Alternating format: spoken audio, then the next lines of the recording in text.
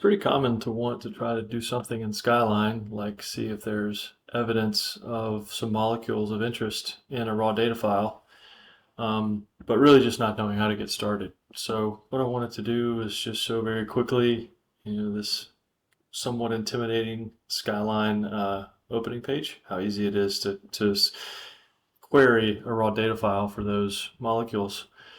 So imagine we have a high resolution mass spectrometer. So the first thing we need to do is just make sure that the molecule settings and transition settings are appropriate for that molecule. So in this case, if you go to this page by default, it'll just say none under the default settings. So if we have a high resolution mass spec, we want to go to full scan and select one of the options. In count, what that means is that's going to be the number of isotopes essentially that are going. So if we have an A and A0, A1, we say 2 peaks, that's going to get the 2 peaks.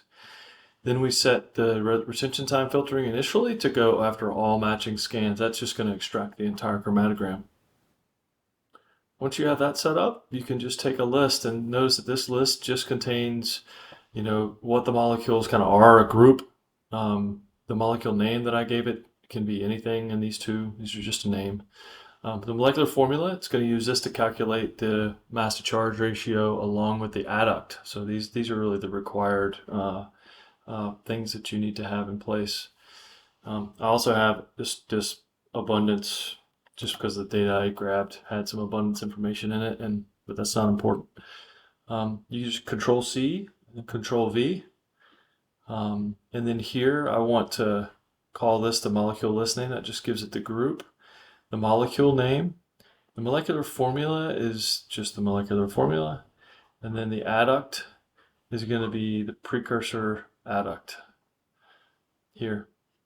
And once I click OK, it's going to just ask me a question that says, do you want to include all 16, so 8 molecules times, 2 isotopes? And I say yes. At that point, I've got a Skyline document that has the molecules in there, each with each precursor. All I have to do now is go, say, File, Import, point to my raw data. I want to save it. If it gives you an error asking about saving the document, you can save it. Yeah, so then I'm just going to grab a little raw data. In this case, I've got some plasma runs, so I'll grab a couple plasma runs. Import them, and they immediately show up with your extracted ion chromatograms for those molecules. And it's just that easy. Like now we have a document saved with the extracted ion chromatograms, or in this case, a series of fatty acids.